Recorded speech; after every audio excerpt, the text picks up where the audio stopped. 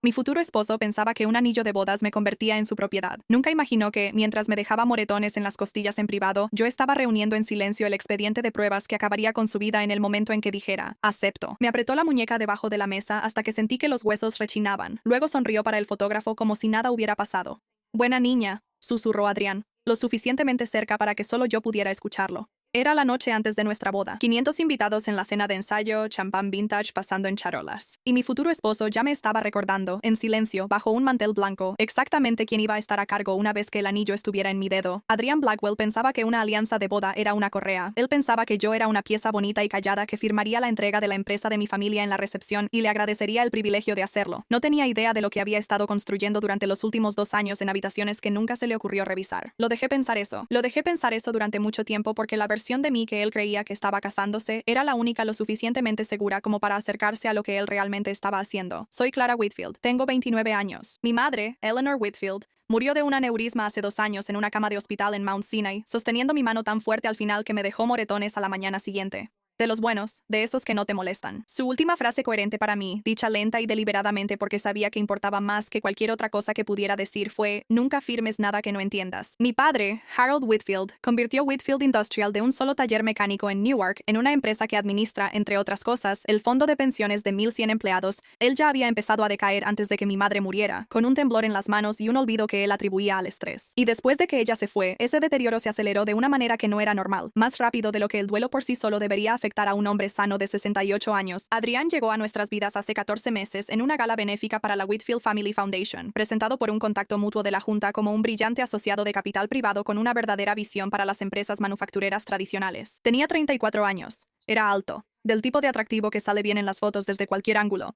Y tenía una manera de hacer que una habitación se sintiera más pequeña y cálida solo con entrar en ella. Era encantador de esa manera específica y ensayada en la que el encanto se vuelve sospechoso cuando ya has visto suficiente, aunque en ese entonces yo aún no había visto suficiente. Recordaba los nombres. Elogió el apretón de manos de mi papá, lo cual es algo extraño de elogiar y aún más extraño de haber notado. Me hacía preguntas sobre mí y luego realmente escuchaba las respuestas, lo cual es algo más raro de lo que la gente piensa, y precisamente por eso funcionó conmigo durante los primeros meses. Me propuso matrimonio a los 9 meses en un restaurante en West Village, con vista al Hudson, de rodillas frente a una sala que aplaudió antes de que yo siquiera dijera que sí. Mi papá lloró. Yo también lloré, y en ese momento creí que cada una de esas lágrimas significaba lo que se suponía que debían significar. Ahora que lo veo en retrospectiva, creo que una pequeña parte enterrada de mí ya lloraba por una razón diferente. Una razón que no me permití nombrar hasta 8 meses después. No solo lloré a mi madre. Estudié, en silencio, bajo un nombre que no era exactamente el mío. Usé el apellido de soltera de mi madre, Clara Voss, para inscribirme en un certificado de posgrado en contabilidad forense en línea, a través de un programa que no requería verificación de identidad más allá de un correo electrónico de estudiante. Y pagué un curso nocturno de Derecho Corporativo en una universidad comunitaria a 40 minutos de la casa, yendo 2 veces por semana con la excusa de hacer diligencias para la planeación de la boda. Adrián creyó durante más de un año que pasaba mis martes y jueves por la noche eligiendo centros de mesa y probando muestras de pastel. Yo estaba aprendiendo a leer una tabla de capitalización. Yo estaba aprendiendo cómo se ve una empresa fantasma en papel antes de que en los papeles siquiera aparezca algo. Mientras él me dejaba moretones en las costillas que aprendí a ocultar con la ropa, yo estaba auditando sus cuentas en el extranjero. Primer ciclo, la laptop bloqueada. Lo primero que noté fue algo pequeño. Adrián empezó a cerrar completamente su laptop, no solo a bajar el brillo de la pantalla cada vez que yo entraba a una habitación. Me decía a mí misma que era normal. El trabajo es confidencial. La gente de capital privado es reservada por profesión. No insistí. Luego noté el nuevo protector de privacidad que había instalado, de esos que hacen que el monitor se vea negro desde cualquier ángulo excepto de frente. Me repetí a mí misma que solo era precaución profesional. Todavía no me permitía seguir ese pensamiento hasta la siguiente pregunta obvia. ¿Precaución de qué exactamente y de quién? Segundo ciclo. El estado de cuenta de las Islas Caimán. A los 6 meses encontré una sola hoja de papel en el bote de basura de su oficina en casa, rota, pero no triturada. Un membrete de correspondencia bancaria que no reconocí, con sede en Georgetown, Islas Caimán, que hacía referencia a una entidad llamada Apex Consulting Group Limited. Me dije a mí misma que probablemente era una estructura legítima de fondos offshore, de esas que las firmas de capital privado usan constantemente para eficiencia fiscal. Perfectamente aburrido, perfectamente legal. De todos modos, le tomé una foto por instinto antes de devolverlo exactamente donde lo había encontrado. Ese día, mis manos estaban firmes. Eso no duraría.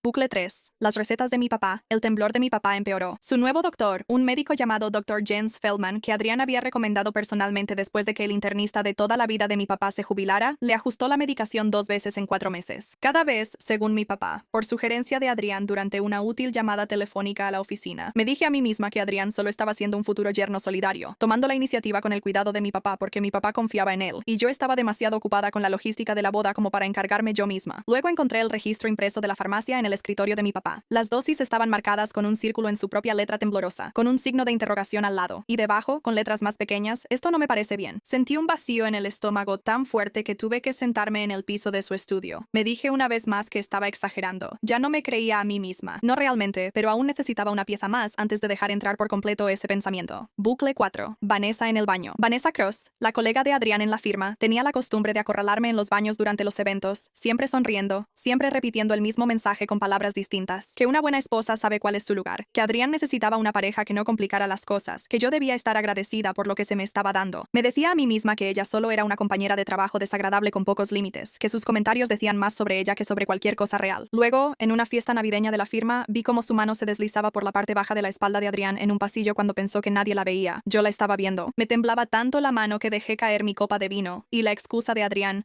ha bebido demasiado, ignórala, llegó tan rápido, tan perfectamente ensayada, que por primera vez entendí que no estaba viendo un error, estaba viendo un sistema. Bucle 5. Los moretones que dejé de ocultarme a mí misma. La parte física había empezado de manera tan sutil que durante mucho tiempo pude decirme a mí misma que no era realmente lo que parecía. Un apretón en mi brazo que dejó 4 marcas leves después de una discusión sobre el acuerdo prenupcial. Un empujón contra el marco de la puerta durante una pelea sobre el horario de los medicamentos de mi papá, que me dije a mí misma que fue un accidente. Los dos yendo hacia la misma puerta. Cada vez encontraba una razón. Cada vez, la razón se volvía más débil. La noche en que finalmente dejé de mentirme a mí misma fue 3 semanas antes de la boda, cuando él me apretó la muñeca tan fuerte durante la cena, por nada, por un comentario que hice sobre posponer la luna de miel hasta que mi papá estuviera más estable, que no pude cerrar completamente la mano alrededor de un tenedor durante 2 días después. Fui sola a una clínica de atención urgente. Les dije que me había resbalado en el hielo y dejé que una asistente médica llamada Grace Okafor fotografiara los moretones para lo que ella llamó, con suavidad y sin presionar, documentación, por si alguna vez la necesitas. No corregí su historia sobre el hielo, pero dejé que tomara las fotos. Ese fue el momento en que el plan dejó de ser una investigación y se convirtió en una cuenta regresiva. Contraté a un investigador la semana siguiente. Diane Marchetti, investigadora privada con licencia, 19 años en investigaciones forenses y corporativas, me la recomendó el profesor que daba mi clase nocturna, quien garantizó su discreción de una manera que yo necesitaba mucho. La conocí por primera vez en una cafetería en Hoboken, elegida deliberadamente porque era un lugar donde ninguna de las dos normalmente sería vista.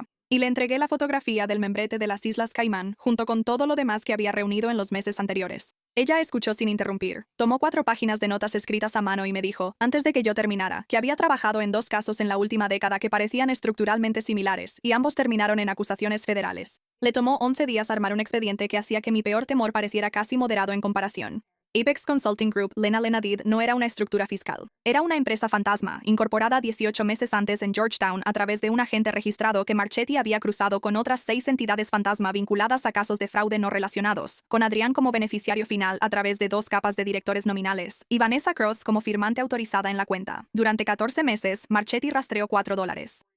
3 millones salieron del fondo de pensiones de Whitfield Industrials a través de una serie de facturas de consultoría por las que Apex nunca realizó ni una sola hora de trabajo real para justificar. Mi papá había aprobado varias de las primeras facturas él mismo en la confusión de esos primeros meses después de que mi mamá murió, cuando Adrián se había posicionado como la única mano firme ayudando a un viudo envejecido a manejar una empresa que de repente se sentía demasiado pesada para cargar solo. La medicación era peor, y esta parte la llevé con una segunda profesional, la doctora Priya Rajan, una farmacóloga geriátrica certificada que Marchetti me recomendó para obtener una segunda opinión independiente sobre el expediente de mi papá. La doctora Rajan revisó el historial de recetas, los 2 aumentos de dosis y un panel toxicológico que yo había solicitado discretamente a través del internista original de mi papá durante una visita de pretexto.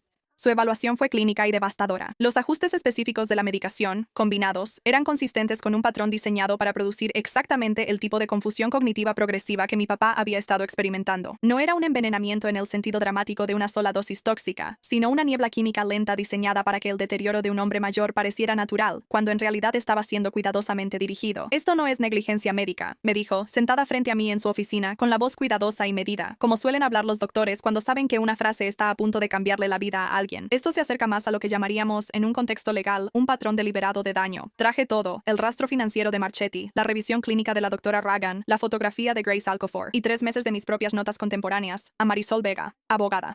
Tenía una socia especializada en fraude corporativo y, por separado, en órdenes de protección por violencia doméstica. Una combinación de áreas de práctica que no sabía que existían hasta que necesité exactamente esa combinación. Marisol no se inmutó al revisar nada de eso. Ya había visto versiones del fraude financiero antes. Me dijo directamente que la parte de la medicación era la que más probablemente terminaría con Adrián en un tribunal federal en lugar de uno civil, porque el intento de dañar a una persona, sumado al desfalco, mueve un caso del escritorio de la SEC al del FBI. Tienes 4 opciones, me dijo Marisol, 11 días antes de la boda, deslizando un bloc de notas legal por su escritorio con 4 puntos escritos de su puño y letra. Confróntalo en privado y arriesga que destruya pruebas durante la noche. Presenta la denuncia discretamente y arriesga que huya de la jurisdicción antes de una acusación formal. Espera y reúne más pruebas y arriesga que la salud de tu padre empeore mientras tanto.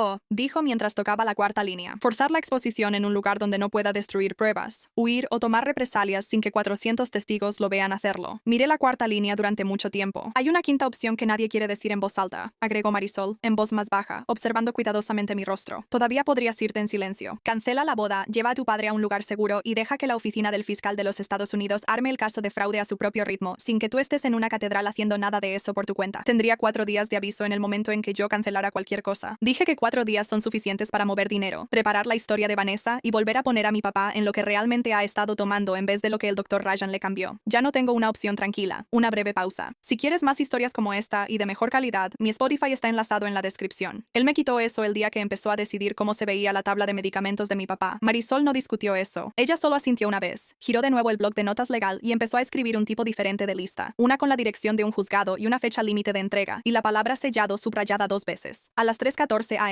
La noche antes de la boda, me senté en el escritorio del hotel con mi laptop. Marisol en altavoz susurrando. Y creamos 200 tarjetas pequeñas del tamaño de un inserto de programa de boda, cada una con un código QR vinculado a un archivo privado con marca de tiempo. El rastro de transferencias bancarias de Marchetti, la carta clínica del Dr. Rajan, las fotografías de Grace Okafor, 3 llamadas telefónicas grabadas que Marchetti había obtenido legalmente bajo la ley de consentimiento de una sola parte, documentando a Vanessa Cross, instruyendo a Adrián sobre cómo manejarme, y una carta de presentación del despacho de Marisol dirigida a la oficina del fiscal de los Estados Unidos, ya presentada. Esa tarde bajo reserva, ahora simplemente esperando que la propia revelación levantara el sello. A las 4:50 am. Marisol salió discretamente del hotel con una caja de tarjetas, reuniéndose con la coordinadora de eventos de la catedral, una mujer con la que ya había trabajado antes en un asunto no relacionado y en quien confiaba, para que metieran discretamente las tarjetas en cada programa de boda antes de que se abrieran las puertas. Adrián golpeó la puerta de mi habitación de hotel alrededor de la 1 am antes de que todo eso comenzara, preguntando por qué seguía encendida la luz. Imprimiendo mis votos, le dije a través de la puerta, empujando la laptop y la pila de tarjetas terminadas debajo del colchón con el pie antes de abrirla un poco. Sigo reescribiendo el final. Me creyó al instante, de la manera en que los hombres como Adrián siempre creen la versión de los hechos que más los halaga. «Vas a hacer que llore mañana», dijo, casi tierno, y me besó la frente y regresó a su habitación. Me quedé parada en la puerta durante un largo momento, escuchando mi propio corazón, esperando a que dejaran de temblarme las manos antes de volver al escritorio. La mañana de la boda, me puse $50,000 en seda y perlas que mi costurera, Rosa Delgado, había pasado las últimas 2 semanas reajustando en silencio. Le conté la verdad 3 semanas antes en su taller, el día después de la visita a urgencias, mostrándole los moretones que se desvanecían en mi espalda mientras ella ajustaba el corsé. No hizo ni una sola pregunta innecesaria, solo asintió una vez y dijo: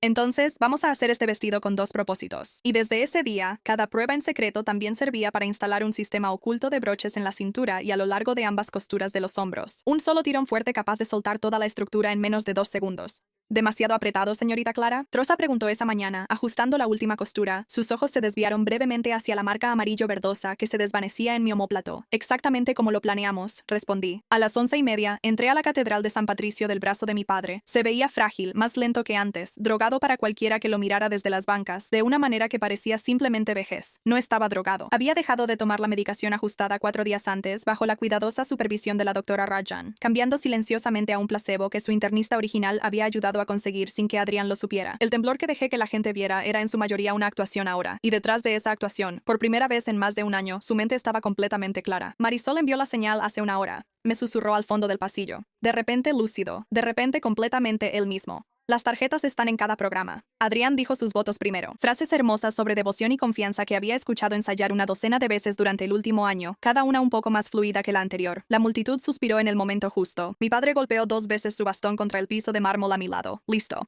Luego fue mi turno al micrófono. Adrián una vez me dijo que la confianza lo es todo en un matrimonio, dije, con la voz más firme de lo que esperaba. Él me dijo que una buena esposa nunca revisa las cuentas de su esposo, nunca hace preguntas sobre una empresa llamada Apex Consulting, nunca habla de lo que sucede a puerta cerrada. La sala se quedó en silencio de esa manera específica en que 500 personas se callan cuando sienten, todas al mismo tiempo, que algo anda mal y ninguna de ellas sabe todavía qué es. Clara, la voz de Adrián, baja, urgente, cerca de mi oído, deja de hablar.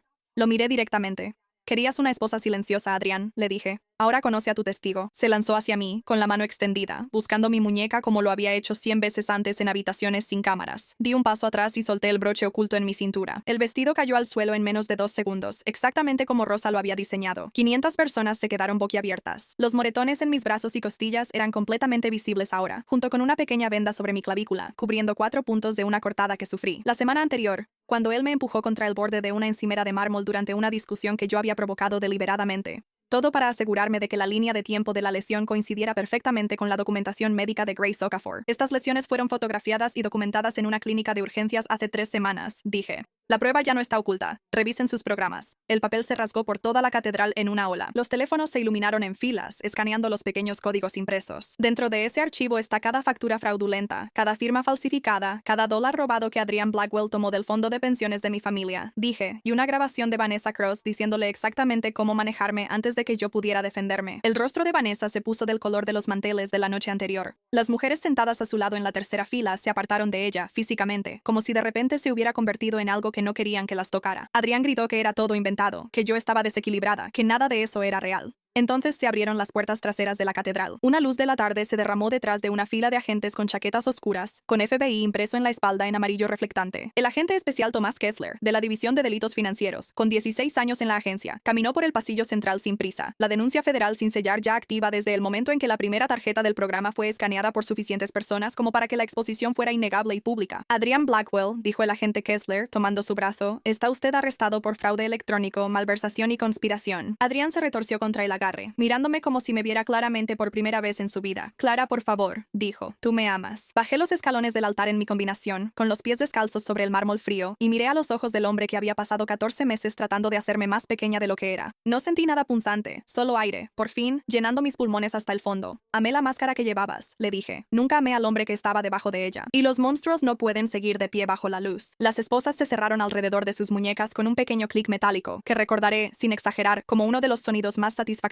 que he escuchado en mi vida. 6 meses después, Adrián se declaró culpable de fraude electrónico, malversación de fondos y un cargo de conspiración. Los cargos relacionados con la agresión se incorporaron, por consejo de los fiscales federales, en una orden civil de restricción y en un caso estatal separado de violencia doméstica que Marisol manejó personalmente, asegurándose de que la declaración de culpabilidad penal no hiciera desaparecer discretamente el abuso del registro público, como a veces sucede con estas cosas. Él está cumpliendo una condena de 7 años en una prisión federal en Pensilvania. Vanessa Cross aceptó un acuerdo de cooperación, testificó en su contra y evitó la prisión a cambio de una condena por delito grave que terminó por completo con su carrera en finanzas. La Junta Estatal que le otorgó la licencia como representante registrada le revocó la inscripción dentro de un mes después de la declaración de culpabilidad. Whitfield Industrial recuperó $3.1 millones de los 4.3 millones a través del decomiso de bienes, y el resto sigue inmovilizado por una demanda civil contra 2 de los directores nominales de Apex, que Marisol espera resolver en algún momento del próximo año. El temblor de mi papá, una vez que se corrigió la medicación bajo la supervisión de la doctora Rajan, se resolvió casi por completo en 10 semanas. Él vuelve a jugar golf los sábados, lo hace mal y se queja felizmente, y nunca en mi vida había estado tan agradecida de escuchar a un hombre de 70 años quejarse por hacer 3 putts. Todavía veo a la doctora Rajan cada pocos meses, técnicamente para las citas de seguimiento de mi papá, aunque ella también me pregunta cómo estoy cada vez, de esa manera cuidadosa y sutil en la que los médicos revisan a las personas que han pasado por algo, sin convertirlo en una cita formal. Grace Okafor, la asistente médica que fotografió mis moretones esa primera noche en urgencias, me envió una tarjeta después de que se anunció el acuerdo de culpabilidad. No había nota, solo 3 palabras. Te creí. La guardo en el cajón con las joyas antiguas de mi mamá, lo cual sentí, sin que ninguna de las dos lo planeáramos así, que era exactamente donde debía estar. Nunca me casé con Adrián, obviamente, aunque conservé el vestido. Rosa insistió. «Construiste algo con ese vestido», me dijo, doblándolo en una caja de archivo en vez de una bolsa para ropa. «Eso vale la pena conservarlo, incluso si quedó al descubierto al romperse. Ahora está en un closet en la casa de mi papá, y algunos días pienso que lo voy a donar y otros días pienso que lo voy a conservar para siempre, exactamente como se veía en el segundo en que tocó el suelo de la catedral. A veces pienso en la versión de mí misma con la que Adrián creía que iba a casarse, callada, agradecida, fácil de guiar. Dejé que él creyera en ella por más de un año porque era la única versión de mí lo suficientemente segura como para acercarme a lo que él realmente estaba haciendo. Y porque mi mamá me enseñó, en la última frase clara que me dio, que sobrevives a personas como Adrián entendiendo exactamente lo que estás firmando antes de siquiera tomar la pluma.